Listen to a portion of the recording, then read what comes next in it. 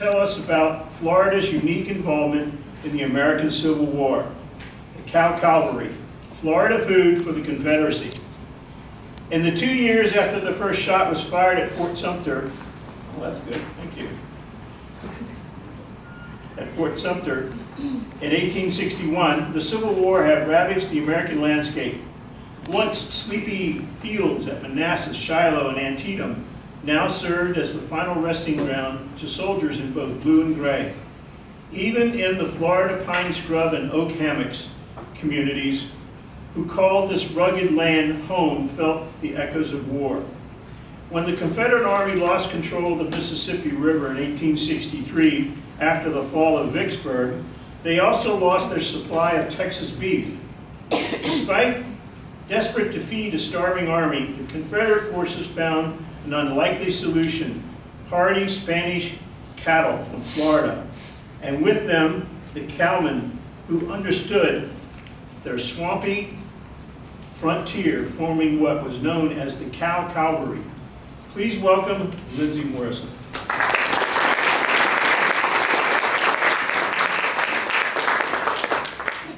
Switching your stuff over, baby. There we go. Got it. All right. Hello, everybody. Thank you so much for having me here. It's really, truly a pleasure to be here. I am actually a native of Sarasota, Florida. I went to school just down the street at Cardinal Mooney High School. Woo-hoo! I feel like this is a long time coming being here and speaking with you all today. And actually, funny story how this presentation came to be. It was about, I think it was 2 years ago, Smitty, that you reached out to my organization when I worked in Washington, D.C. And my boss got an email from a guy named Smitty Smith, and so I'm like, that is a cool name, I gotta check this out. And he was asking for someone to come to Sarasota, where I was from, to talk about the Civil War from my organization. And my boss was like, you gotta check this out, Lindsay. And unfortunately, it just didn't work out. And it was in February this year that I actually moved back to Florida, and not 3 or 4 weeks later, Smitty reaches out to me again. He stalks me and finds me and says, you gotta come speak at my organization now. So 2 years in the making, I am absolutely thrilled to be here with you all and speak about something that is very, very near to my heart, and that is the Cow Cavalry and Florida's involvement in the Civil War. Now, a little bit of disclaimer before I get started. I wouldn't be here today without a lot of historians who have done a lot of research over the past decades, including the Florida Department of State, the Florida Memory Project, particularly Tina Bukovalis, if any of you know her, she is a Florida folklorist, as well as the Tampa Bay History Center, which you all need to check out if you haven't done so already. They have a phenomenal exhibit on Florida's cattle industry and cattle culture, as well as this group called Emerging Civil War and Phil Greenwald and their outfit, what they do. So truly appreciative of their work, and I'm really excited to be with you today. So can everyone hear me fine? Can everyone not hear me? Okay, great. So why am I here today? Why am I up talking to you? I saw there are a lot of PhDs up there, and I have my master's. Well, it turns out I got my bachelor's, as Smitty said, in anthropology, my master's in anthropology applied archaeology from Northern Arizona University. And then after that, I went, Arizona, yep, got clap. I went over to Washington, D.C., where I spent 5 years working there with the American Battlefield Trust. Is anyone familiar with the American Battlefield Trust, previously called the Civil War Trust? Okay, not a lot, so great. So what they do is they're a land preservation organization. They stand on 2 missions. 1 is to preserve acres of battlefield land. 2 is to educate people about what happened there. So it was through my work with the American Battlefield Trust, which is a nonprofit, that I came to love the Civil War and learn about what happened there and why it's important to remember what happened there. But through all of that time, I was being called back to Florida stories, and Florida's involvement in America's great history, which led me to the Florida Humanities Council, where I'm at today. And some of you may be familiar with them. Their role is to share, promote Florida's history, culture, and heritage through the humanities. And it's a fabulous organization, and I manage their grants program, which you are probably, a few of you in this audience, familiar with. So why am I here today? Today, I'm here to talk about the Cow Cavalry. Now, many of you are probably familiar with the Cow Cavalry. I know you're probably a very well-educated group that are really well-versed in a lot of anthropology. But if you don't know, the Cow Cavalry is, in fact, not people who got on the backs of cows and rode them into the battle. That's not what happened. So, in fact, the Cow Cavalry probably brings a lot of images like a Carlton Ward photograph, perhaps. where you have the beautiful Mayaka-like vista, where there's a coral and purple sky with fog rolling in the distance, and you have some wearied traveler sitting on a horse looking over cattle. That's normally the image you have in your mind. But there's a lot of other factors that come into play, right? I mean, what are the other perspectives that are involved in that story? Where did the cattle come from, for instance? Where did the people who were sitting on that horseback come from? And what is their story in Florida's long and diverse history? So that's what I'm here to talk to you about today. Yes, the Cow Cavalry, but also Florida's extremely interesting and diverse history in the cattle industry. So let's look a little bit at Florida in the 1860s. So in 1860s Florida, it's a lot different than it looks today. There are 380,000 head of cattle. In comparison, there are about 140,000 people. Now, of those 140,000 people who live in the 1860s Florida, 61,000, over 61,000 of those are enslaved. Now, just take that into perspective. If the people in this room, 70 of you, are the state of Florida, there are 30 of you, that is a little bit less than half, who are enslaved to the other half of the people who are living here. So just take that into perspective as we are telling the story. Those are oftentimes the stories that are not told in history because they were not recorded. But nevertheless, these people were here. But before we get into this, we actually have to go somewhere else. So I'm going to take you on a little journey. And no, this is not Florida's prediction of climate change and sea level rise. This is, in fact, Juan Ponce de Leon's Florida.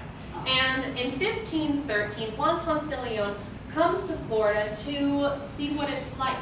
And eventually he does discover it. He comes here and he's like, wow, this is a pretty cool place. I'm going to call it La Florida. So in 1521, he decides to come back and establish the first Spanish colony. And with him, he brings 200 men, including priests, artisans, 50 heads of cattle, and we have the Andalusian cattle who come into the picture here.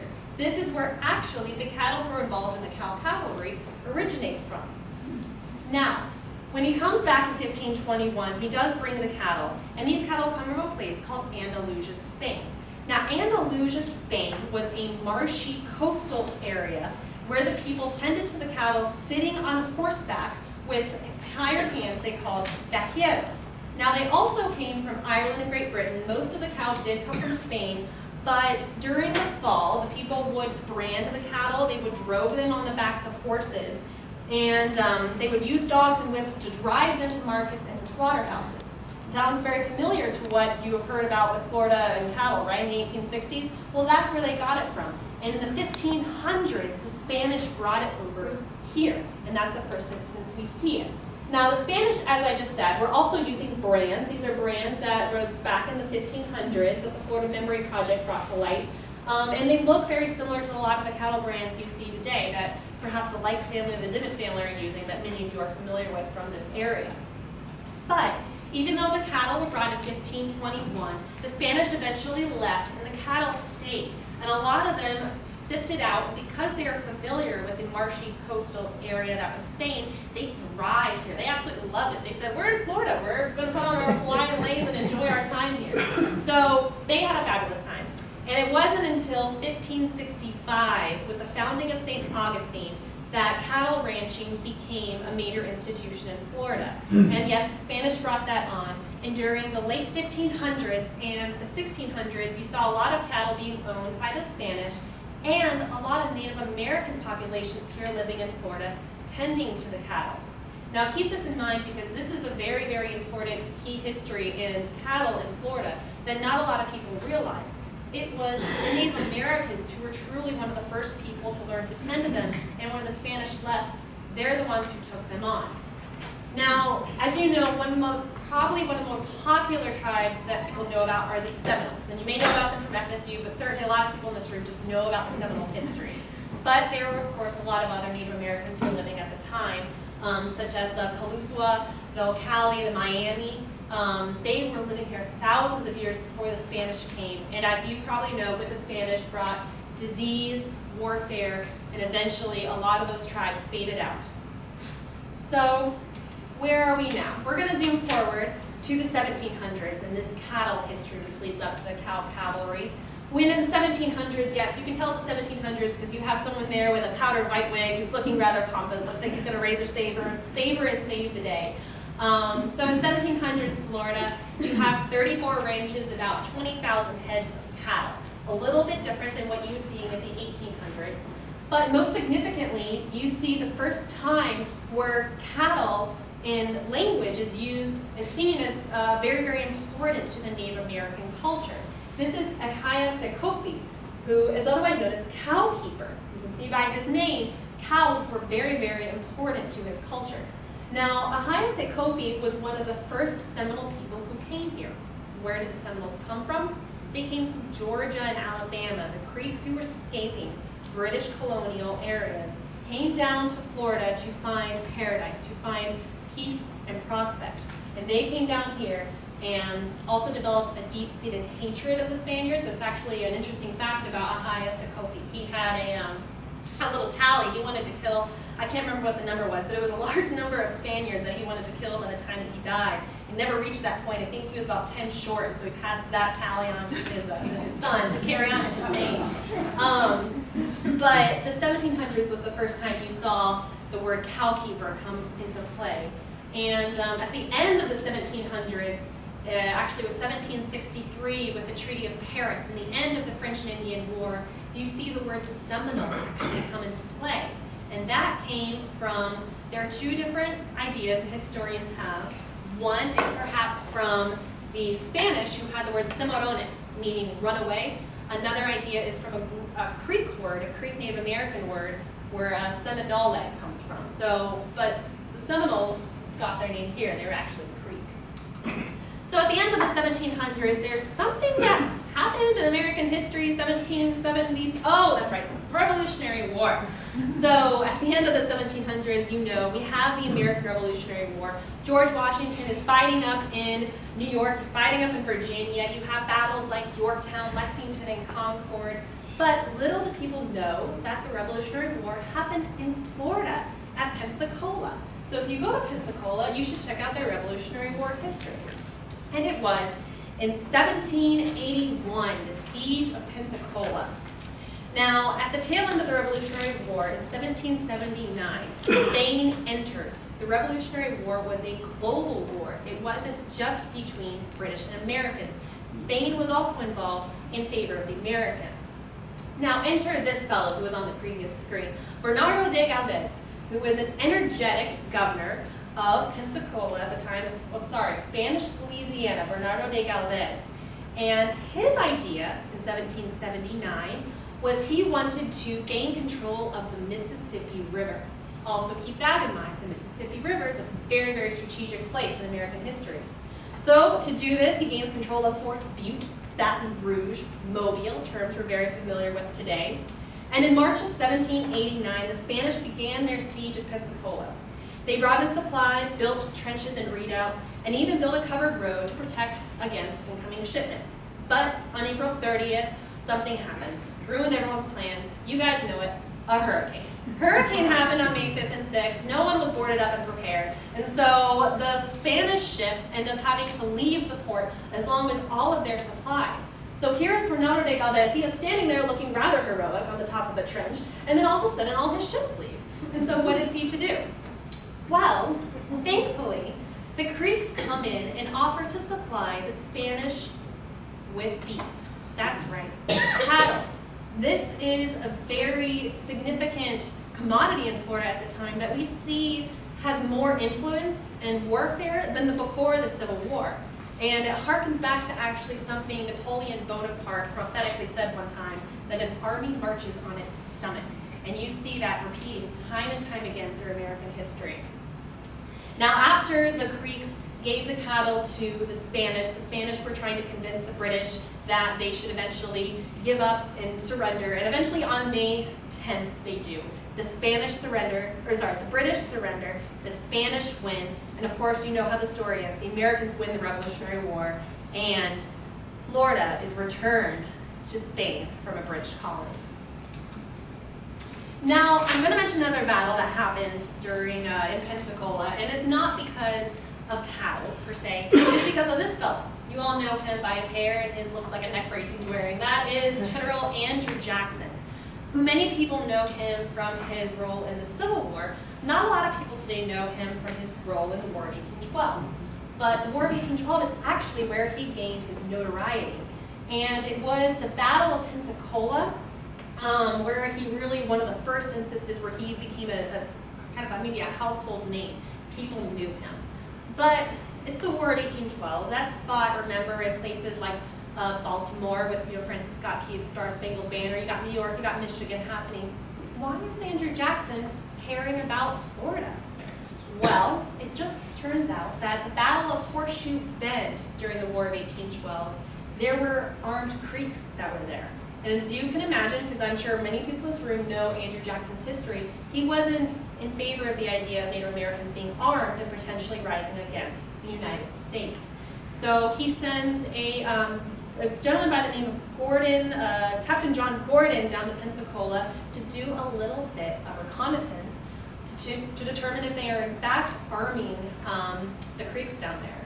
So he goes and ensues a battle. A little bit of statistics of the battle. You have 4,000 infantry on the American side, and on the Spanish and British side, they are allied now. There is 100 British infantry, 500 Spanish infantry, enslaved African Americans, Creek warriors, 2 forts, 1 coastal battery, and that happens.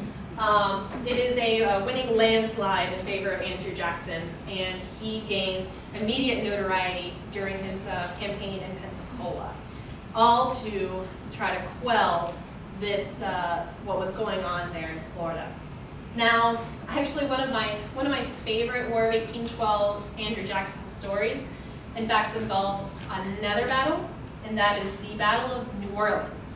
And Andrew Jackson actually became famous for this battle in particular. There was, for a little time afterwards, a national holiday based after this battle, and that is because obviously he is standing on an entrenchment again with the saber raised above his head, as you will see time and time again in many paintings involving American battlefields, where there's some typically white dude standing on top of a trench looking very heroic, which I can assure you that's not exactly what the battle looked like, right? Anyways, that's how they painted him. But despite this very heroic image, this battle actually happened after the war ended. Yes, the War of 1812 ended with the Treaty of Ghent. No one sent a letter to Andrew Jackson. No one gave him a phone call and said, hey guys, the war is over, you probably shouldn't fight this battle. He fought it anyways, became famous. That's what he's known for. He's known for his defeat of it. So here we are now. We're coming up on the formation of the Cow Cavalry. But we still have a lot of Native Americans in this picture, in this story. At the time of the early 1800s, the Native Americans still largely control the cattle industry, the cattle supply going on in Florida.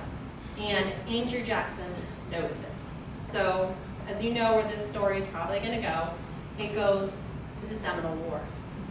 So, what's interesting about the first Seminole Wars, and I love it when a lot of history kind of blends together and when you get a little bit of something you weren't expecting at one point.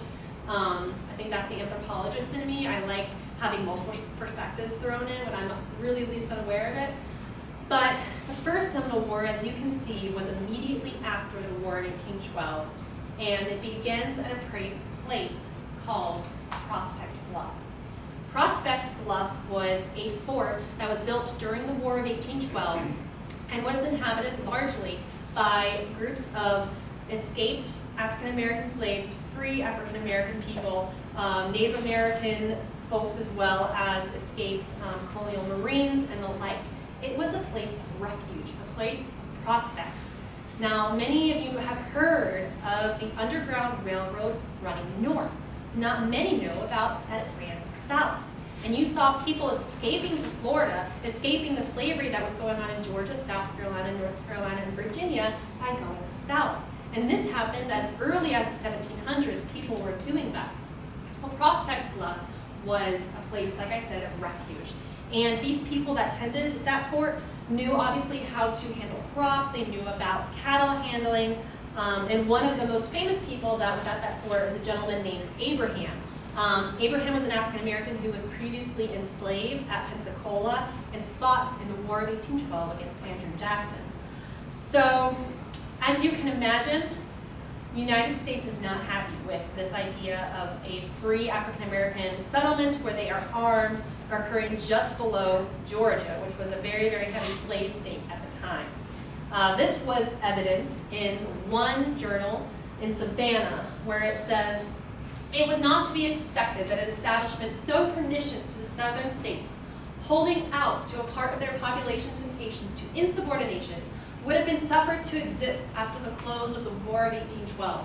In the course of the last winter, several slaves from this neighborhood fled to that fort. Others have lately gone from Tennessee and the Mississippi Territory. How long shall this evil, requiring immediate remedy, be permitted to exist?"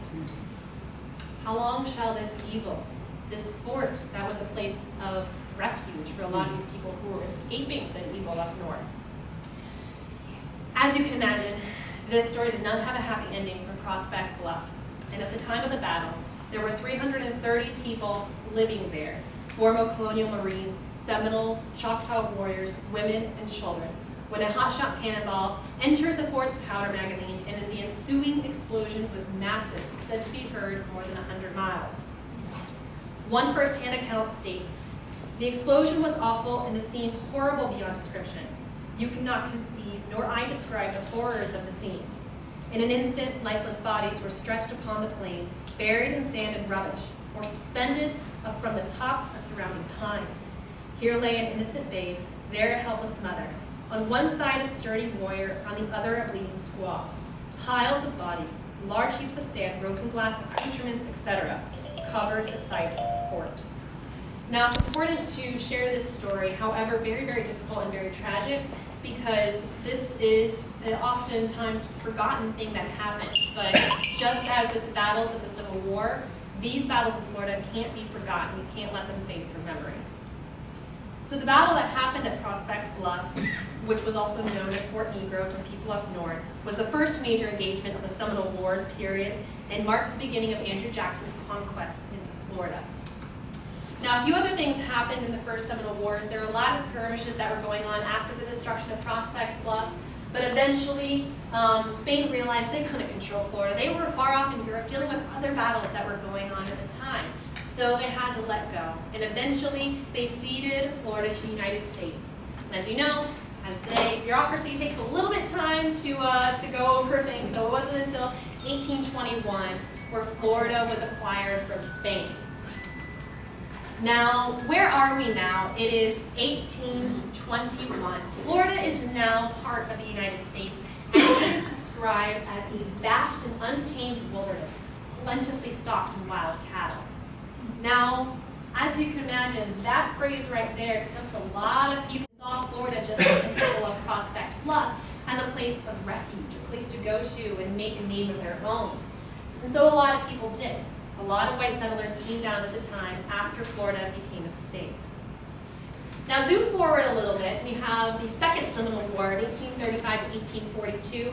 I'll mention this one very briefly, but it is as a result of course, the Indian Removal Act of 1830. Andrew Jackson is still in the scene. He makes this Indian Removal Act which requires all Native Americans to move from east of the Mississippi River to west to the Oklahoma Territory. So he told the Seminoles this, and I can imagine the Seminoles kind of looked at him and laughed and said, "Yeah, haha, yeah, right, we're not leaving." Which is exactly what happened. And it resulted in one of the most famous battles of the Seminole Wars, known as the Battle of Dade, the Dade battlefield. Now, how many people have seen that brown sign as you're passing on 75? You probably noticed a marker. Oh, come on, you guys know what driving 75? There we go, okay. So you've seen the Dade battlefield. You probably have not stopped by there, but you definitely should. So what happened in the Battle of Dade is the troops from the United States government were traveling through that Palmetto Scrub area when Seminole tribes raised up, fired upon them, and it was known as a massacre. 110 U.S. soldiers died. So it was known as a massacre, but it also represented that the Seminoles knew their land and they knew it best. And they knew how to use it to their advantage. By the way, that was also the tactic of the Americans during the Revolutionary War in South Carolina and North Carolina. But there was also another thing, of course, their controversial capture of Osceola and Micanopy under a false truce. You have this gentleman come into the picture, I don't know if I want to call him gentleman with that quote up there, but General Thomas Sidney Jessup, who his strategy was really turned the course of the Seminole Wars. He decided the way to defeat the Seminoles was to destroy their homes. And it marches on its stomach. He destroyed their homes and their crops. And by the end of the 1840s, most of the Seminole people in Florida had been killed in battle, ravaged by disease and starvation, and relocated to the Indian Territory. Several hundred Seminoles, however, were allowed to remain in Florida, and you can see here that they were allowed to remain in this red area. Eventually, before the Seminoles had come down from Alabama and Georgia and North Florida, they were put here during the Second Seminole Wars, and you'll find out what happened in the Third Seminole Wars. So each of these wars lessened their control over the cattle in the area, some by force. The U.S. government forbade them from having control of the cattle. So as you can see, we're moving up to the Cow Cavalry and the new settlers coming in and taking over in the picture here. So we have one final Seminole War. There are 3 in total, first, second, and third. And this is a very short war. It was really the result of a lot of white settlers getting anxious and angsty and destroying a lot of these Seminole people's crops and infrastructure. So there were a lot of skirmishes that happened there. You saw Alligator Chief Billy Bowlegs come into the picture. He's a descendant of Cowkeeper. You also have sites come into the picture like Egmont Key, which was you probably know it as a beautiful place to go visit, but it is very, very rich in Florida history, and I highly recommend you go visit there and learn a little about what happened.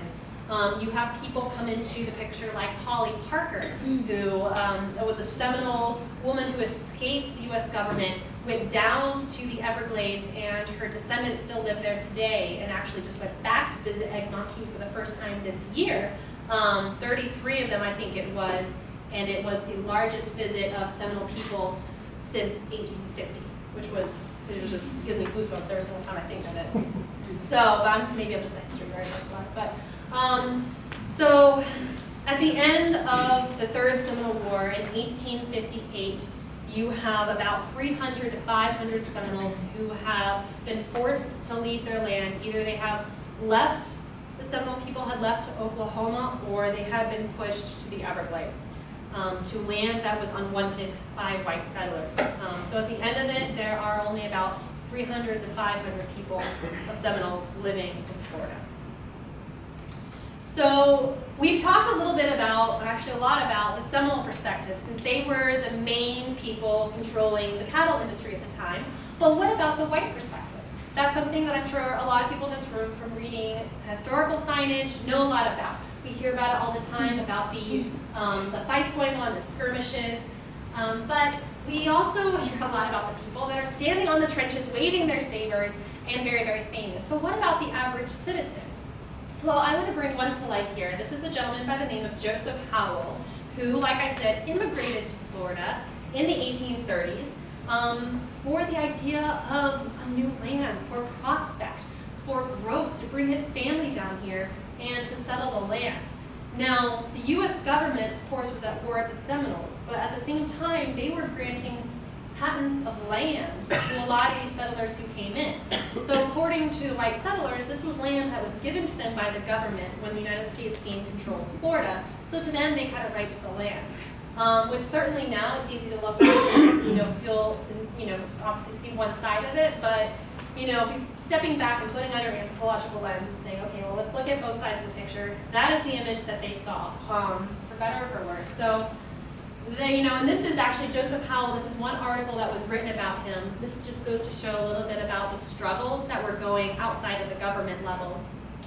So Joseph Powell, in fact, lost his first wife and child to Seminole people who came and, as the story goes, killed them in their house. And he had 2 enslaved people who saved his 2 eldest children by hiding them out in the scrub. This was in the 1850s. And those children ended up going on to fighting in other wars, and he ended up remarrying. But that is a story that people hear about and people know. But, as an anthropologist, perhaps you look more at the story. What happened? Well, what it doesn't say is maybe those Seminole people who came there had their family and children killed the day prior, and they were fighting a crime of passion, which we all hear about and watch CSI shows. So we don't know the full story about what happened, but we do have snippets of history that is saved and preserved that typically tends to be one-sided in these scenarios about battles. But it's interesting, I wanted to raise this perspective as well. This is a quote, though, that is from the Seminole tribe of Florida, which I absolutely love, and it said, "When we view the history of the Seminoles over the thousands of years in the Southeast, we must find that we focus on the miraculous story of their survival rather than on the traditional historical image of their destruction." And I love quotes like this because I think it's really important for us to remember, no matter what group of people you're looking at who may not have come out on the winning side of whatever fight they were in, but we should focus on their survival and certainly on their traditional cultural values. So let's take a step back. Where are we now in Florida? Florida has gone through an impressive history from the Spanish coming in, from the Revolutionary War to the War of 1812, and they have just gone through the Seminole Wars, which was the longest and most costly wars in United States history. Florida is exhausted. And then you have the Civil War. So in mid-1863, the American Civil War was ravaging the American countryside. And the 2 years after the first shot was fired at Fort Sumter in South Carolina in April of 1861, there was just decimation across the American landscape. Once sleepy towns of Manassas, Gettysburg, Shiloh, Antietam, Stones River were now covered in blood from men in both blue and gray.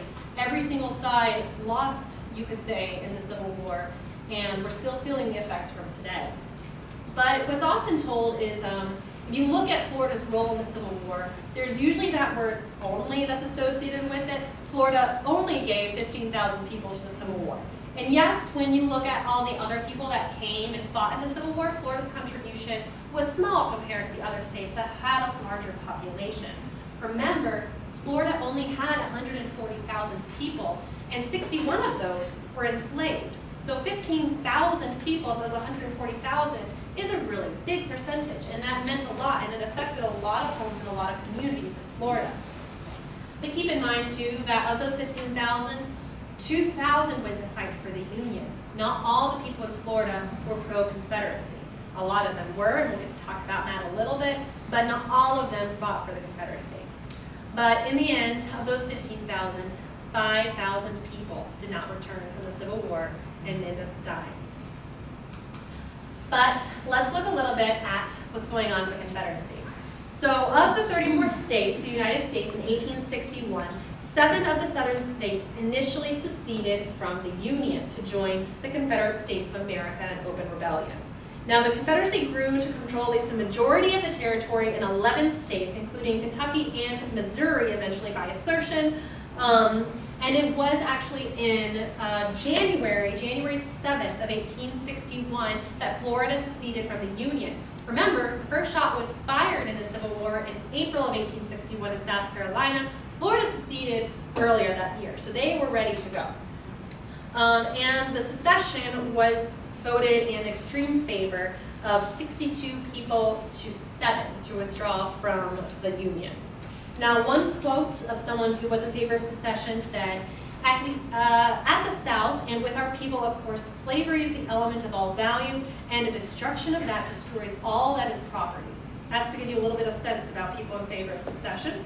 However, not all were in support. One, Richard Keith Hall, who you're probably familiar with, you know Tallahassee history, upon hearing about the vote to secede, raised his cane above his head and told the delegates, "What have you done? You have opened the gates of hell, from which shall flow the curses of the damned, which shall sink you to perdition." That is a curse. For the most part, Florida avoided much of the battles that happened during the Civil War. Things like Gettysburg and Antietam probably seemed like very far-off battles.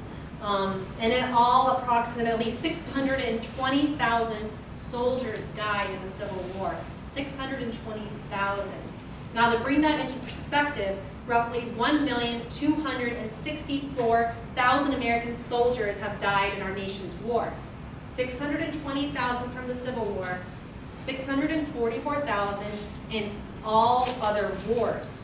It was only as recently as the Vietnam War when the amount of American deaths in foreign wars eclipsed the number who died in the Civil War. A lot of people died in the Civil War. Now, some became very famous household names. Of course, everyone knows Gettysburg. Has anyone actually been to Gettysburg? Show of hands. Oh, cool. So we have a lot of history people here. I love it. There's a few battles that are not very well known, such as Savage's Station. Now, this photo was captured in June of 1862, and unbeknownst to the photographer, the position was actually overrun the next day by Confederates at the Battle of Savage's Station, and a lot of these people were either killed or imprisoned. Other places are also famous, such as the Battle of Antietam, which became known later as the bloodiest day in the Civil War, with over 22,000 dead on a single day at Antietam. Now, if you haven't been to the Antietam battlefield, I'm sorry these images are graphic. I'm trying to crop it out so you couldn't see the faces, but I highly recommend you go. If you could have a favorite Civil War battlefield, which is a little bit hard to say, this would be it. For one reason, it's because it is so beautifully preserved. You can stand on that land, and there's not a lot of monuments littering the field, and you can see exactly what a Civil War soldier would have saw if they're standing right there on your spot, which may have been the last spot they ever stood on this planet. So it is a very, very moving scene. So what is happening now? Why does the United States care so much about Florida and what is happening in Florida at the time? So at the beginning of the Civil War, the Union comes up with this plan. It's called Scott's Great Snake, the Anaconda Plan. And this has come about by a gentleman by the name of Union General-in-Chief Winfield Scott. Now, his idea is twofold. One, you need to block the shores of the Confederacy with a Union blockade. Two, you need to approach the Mississippi and take it by force, therefore cutting the Confederacy in two. Now you can see here in this political cartoon exactly what he's talking about. With the tail of the snake wrapped around Washington, D.C., coming around in a blockade. These are all boats that are around there, ships. And then the snake comes up and it cuts the Mississippi River down. Now this is, of course, a political cartoon, and I highly recommend you going and checking out this and all the little graphics that are on there. But I just want to draw your attention to what they drew in Florida. And all the other ones are very clearly delineated, but Florida is just a little scribble of black nothingness with someone creeping out of palmetto bushes. So that gives a sense about what they felt about Florida at the time, that it was, doesn't look like a pleasant situation for that person who's sitting there. So zoom forward. It is 1863 now. We are at the Siege of Vicksburg. Now, here, this gentleman, which you are all probably familiar with by his face, this is Union Major General Ulysses S Grant. And in 1863, he and his Army of the Tennessee crossed the Mississippi River and drive the Confederate Army into the defensive lines surrounding the fortress city of Vicksburg. Now, Vicksburg was a very, very strategic point for the Union Army because, as I said, control Vicksburg, you control the Mississippi River, thereby cutting the Confederacy in two. July 4th, the fall of Vicksburg, is considered, along with Robert E. Lee's defense at Gettysburg, to be a major turning point of the war. And not a lot of people know about this battle, which is pretty nearby, probably within road trip distance.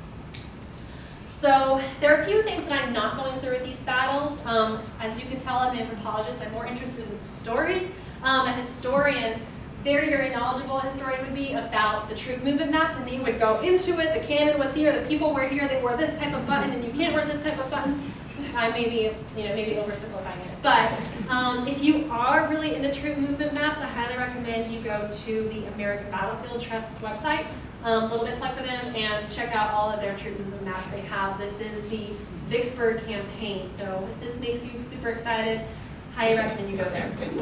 What I'm more interested in is images like these. A picture is worth 1,000 words, and even though paintings are subjective, you really get a sense about what happened on that landscape for people that are more interested in the stories, the perspectives, the humanities of it all. So this is the fall of Vicksburg when the Union gains control of this very strategic point. So let's take a look back. It is 1863. We've already discovered or uncovered what has been going on with the Confederacy.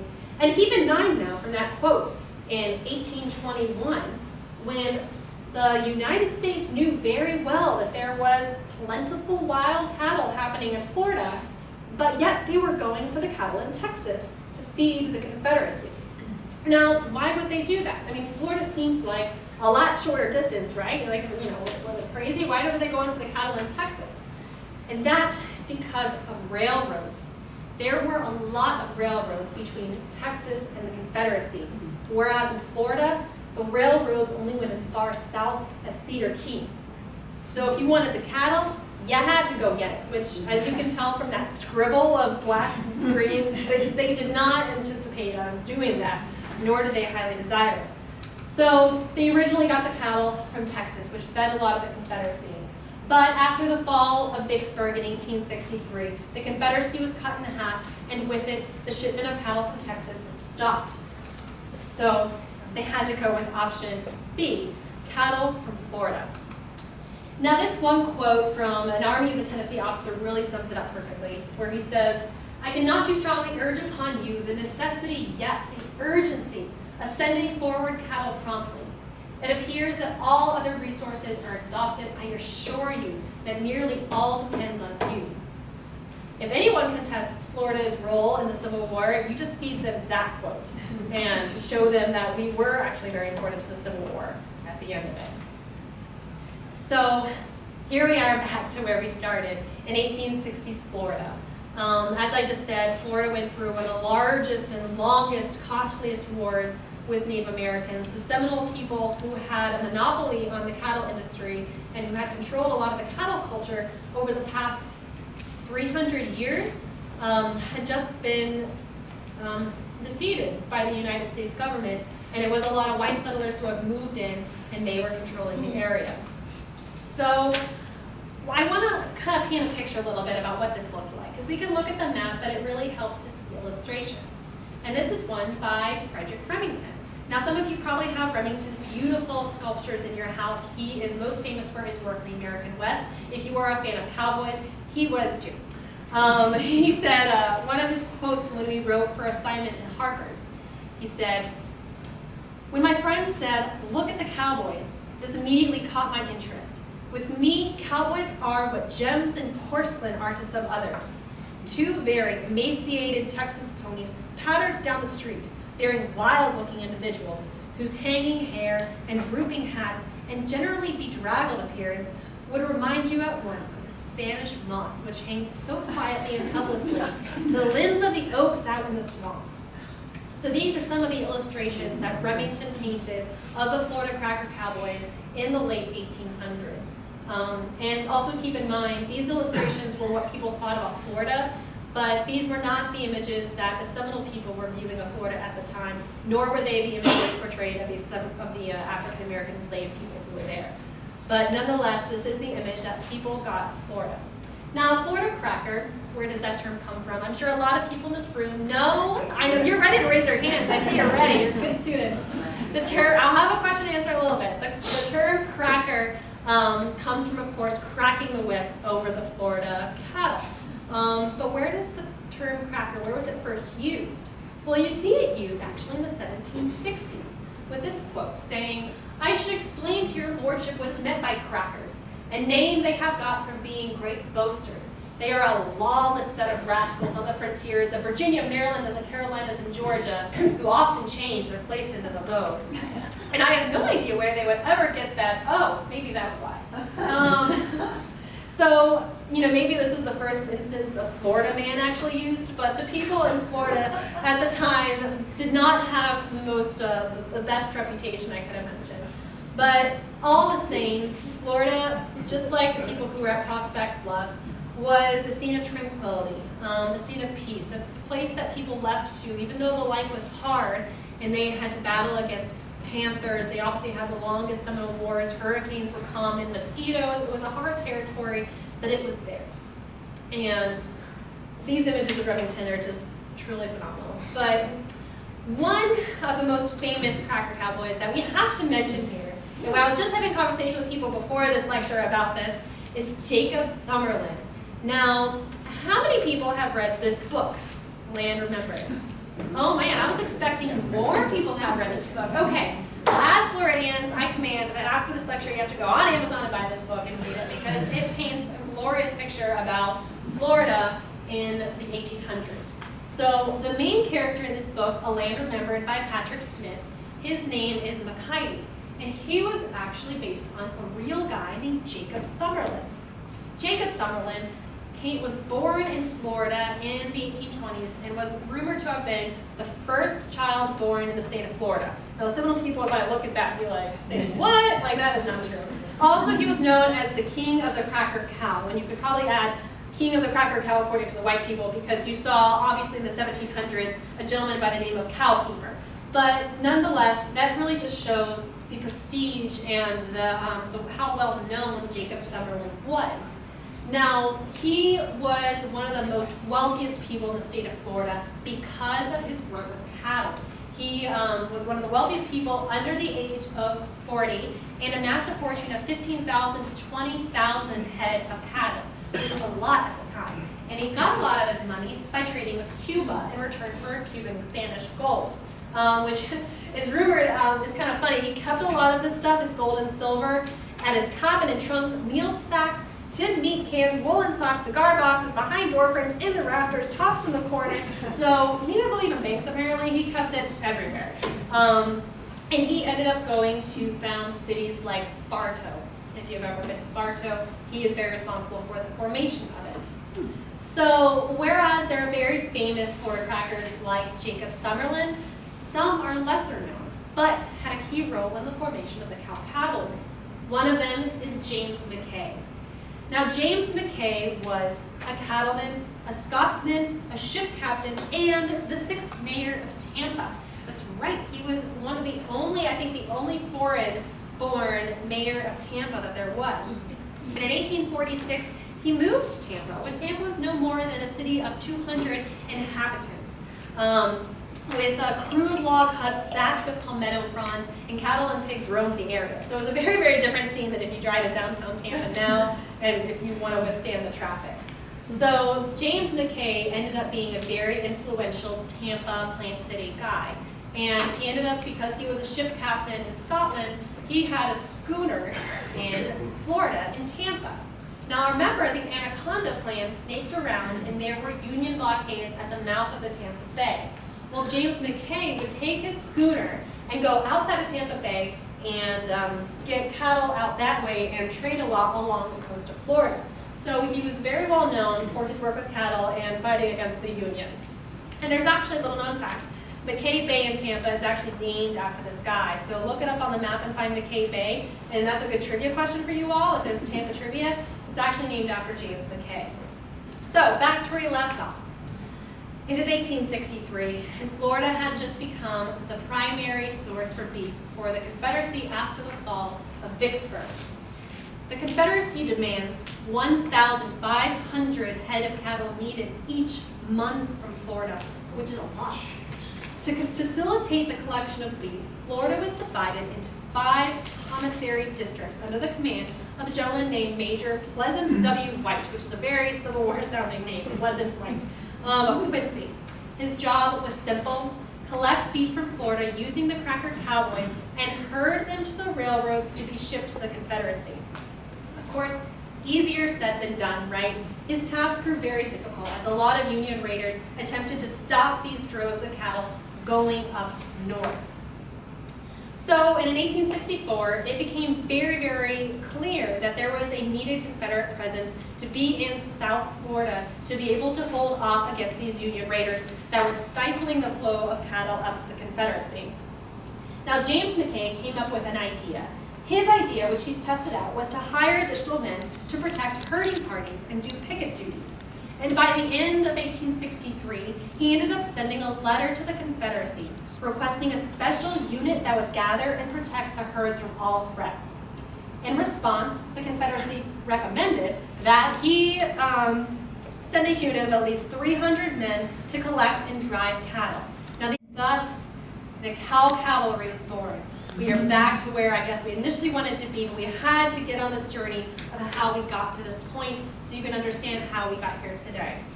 So the Cow Cavalry was the brainchild of James Mckay. But it really started in the Seminole Wars when there was a Cracker Cavalry.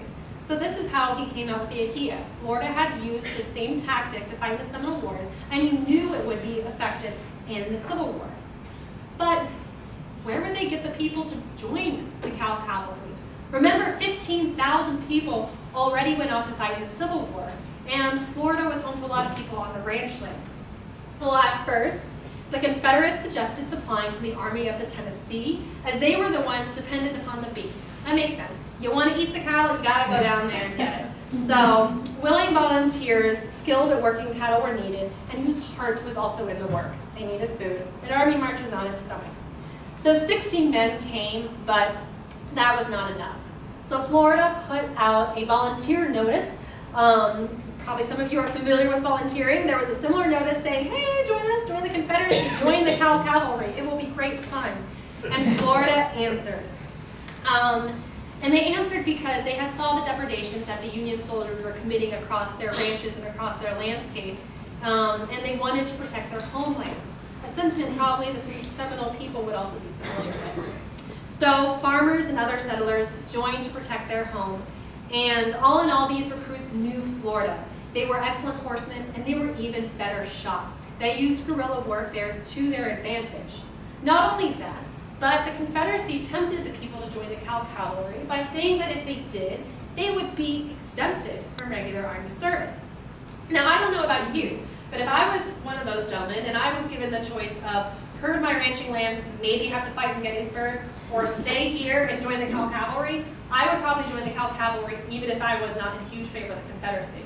It's not kind of a hard decision. So one of the first companies to form, you can take pride in it, was actually based out of Tampa. The first Cow Cavalry unit was under the gentleman name of Captain John T. Leslie. Now, Leslie's roll call kind of led like a who's who of Hillsborough County. Maybe it's the people who have joined the Tampa Bay Yacht Club, you know, in the 1980s. But they were the who's who. Everyone knew their names. And in total, 160 men enlisted. Now, remember our citizen soldier we looked at in the 1850s, Joseph Howell? His son, Thomas Jefferson Howell, ended up fighting in the Cow Cavalry. So you see a lot of this repetition where there was this ancestral knowledge about how to fight with the Florida landscape. So the Cow Cavalry out of Tampa roamed as far inland as Lake Okeechobee and as far south as Manatee County. Now also an interesting fact about Leslie is Leslie did not let moss grow under his feet. As you can imagine, there were sometimes a little bit dull moments going on in the Cow Cavalry. Well, he would make those undull by going and instigating fights with people, which you saw a lot of attrition happening in his unit, where people were probably like, what are you doing? Like, we just signed up to get out of the exemption. We didn't want to do this. So Leslie liked to be in fights, and he liked to try to take the fight to wherever he wanted it to go. But the Cow Cavalry did experience a few issues. Although it was only around for 2 years, as you know, it began in 1863, and you probably know when the Civil War ends. There were a few issues. One is that as the Civil War went on, the Union presence at Fort Myers strengthened, and there was a growing presence down there. Two, with the loss of a lot of the Confederate battles, the people from the Army and the Tennessee were being requested to go up north. And three, sometimes people didn't want to sell to the Confederacy. Sometimes the monetary value didn't matter to them, or they didn't want to be bothered with collections and droving. But the most important reason is that after the Confederacy was giving Confederate money for the cattle, which would have been void after the Civil War. And the people knew this. So they would rather trade, like Summerland did, to Cuba for the gold that would hold on to its value even after the war ended. So there are a few battles that happened in Florida, major battles during the Civil War, which we'll just go over very briefly. One is the Battle of Lusty that actually happened over cattle. Not a lot of people know it. It was a February battle where the Confederacy won. An interesting fact is that not a lot of people know this, but one of the most famous regiments in the Civil War, the 54th Massachusetts, actually fought in this battle. Now the 54th Massachusetts, are any of you familiar with them? Awesome. Well, they are mostly African American. They were the colored troops at the time under the command of Shaw, and they were absolutely famous, and they were portrayed in the movie Glory, if you have ever seen that. So here in Florida, in a Civil War battlefield, we have the 54th Massachusetts, who ended up defeating, when the Confederacy won in Ulysses, the Confederacy advanced and tried to get them at the tail end when they were heading back to Jacksonville, and it was the 54th Massachusetts that repelled them. Little known that it was probably also pretty near where Prospect Bluff was, which is a little bit of an interesting history where you had African American soldiers defeating the Confederacy, where Prospect Bluff was decimated not 100 years prior. So, as I said, Ulysses was a major Confederate victory, and it was about cattle. But as the cattle season came to a close in April of 1865, here is your quiz. Word reached Florida that Robert E. Lee had surrendered at Appomattox. There we go. Thank you. Appomattox Courthouse. Now the Cow Cavalry men yearned for home, but the war was still going on in the hearts and minds of a lot of people in the South. And it wasn't until May 27th of 1865 when the Union came down and demanded the Confederate surrender, and so surrendered the Cow Cavalry. Now, as a little bit of a closing, what happened after the Civil War? I know we're here to talk about the Cow Cavalry, but we have to bring a little bit up to speed about the cattle culture after that, because it had such an impressive history. Well, what happened now? Well, as you know, the Civil War left a very, very deep rift in America that is still felt to this day. In all terms of American history, the Civil War was just a pinprick ago. Maybe some of you in this room, your grandparents or your great-grandparents fought in it. So it really, really wasn't that long ago. We're still feeling the effects from today, and especially in a lot of states. But Florida fared better than others thanks to the cattle, because in 1868 to 1878, they ended up selling a lot of the cattle when the blockades were lifted to Cuba and gaining millions of dollars in gold doubloons. Now, there are a few things that happened that lead up a little bit to the point. We see a rapid expansion in Florida, actually starting with the Great Freeze of 1895, which decimates the citrus industry. About 1.6 million boxes of citrus were exported, and after the Great Freeze of 1895, 100,000 boxes of citrus ended up being exported. The price of land dropped, and people left. And I am so sorry. I tried to get so much more women into this lecture, but this is the only one I did, for better or for worse. Julia Tuttle, the mother of my Annie, she, I think, is one of the people truly responsible for Florida's rebound after the Great Freeze. When she sent Henry Flagler a box of orange blossoms and said, "Hey y'all, we are open for business in Miami. There's still citrus down here." So Henry Flagler ends up coming down. You know the rest of the story. Florida flourishes. You have cities popping up all over the place like Sarasota, who are really coming out to light because of all the railroads that are coming down. There are a lot of roads, there are a lot of infrastructure. A lot of people are coming to Florida, whereas during the World War I, people would have gone to Europe. They can't go now. Now they're coming to Florida. So what happened to the cattle? Well, lands, of course, you know where I'm going with this, lands that once looked like this, where there was plentifully beautiful wild corridors all across Florida for cattle to live in, for animals to travel through, now look something like this, where you can see the stark difference between development and old cattle country Florida. And I think there's a statistic out there that 12 acres of land every single day are lost to development in Florida. So whereas before the cattle industry has really seen a lot of shifts and movement with people coming in, because of this rapid growth, their lands are encroached upon even more. And I don't know, I live out near Fruitville, and every single year I feel like I see cattle ranches are just being bulldozed over for parking lots and subdivisions, and that just breaks my heart every single year. But across Florida, you see remnants still of old Florida. This is a cracker settlement from the 1950s, where it looks like someone just upped and left, so there is still some history out there and some beautiful spaces of preserved land. Tablecloths are still there, plates and tables are still on there. Even soda bottles from the 1950s are still little littered across the landscape. But a lot of sites look a lot like this, right? This is the site of Fort Meade, which was involved in the Seminole Wars, and it's now a playground. And it's really hard to stand there and get a true sense about what happened there, either the Seminole history or the white settlers' history, when you're looking at that. In other places across America, it's very easy to see the history that happened there based upon the preserved lands. This is, of course, the Antietam battlefield I showed you earlier. This is the preserved land that is today. So you can really see the effects of standing someplace and holding a photograph that was taken during the Civil War and see what it looks like today, so you can really get a sense of the magnitude. Now, I do recommend you going to Plant City and checking out the one monument that there is to the Cow Cavalry, put there by the United Daughters of the Confederacy in 2007. It talks about John T. Leslie and his work, the first Cow Cavalry unit that was in Florida. And there's a really, really great bronze monument up there that's a cracker cow with his horse, and you see a cow on the other side as well. And on this list are a lot of names of the people who fought there.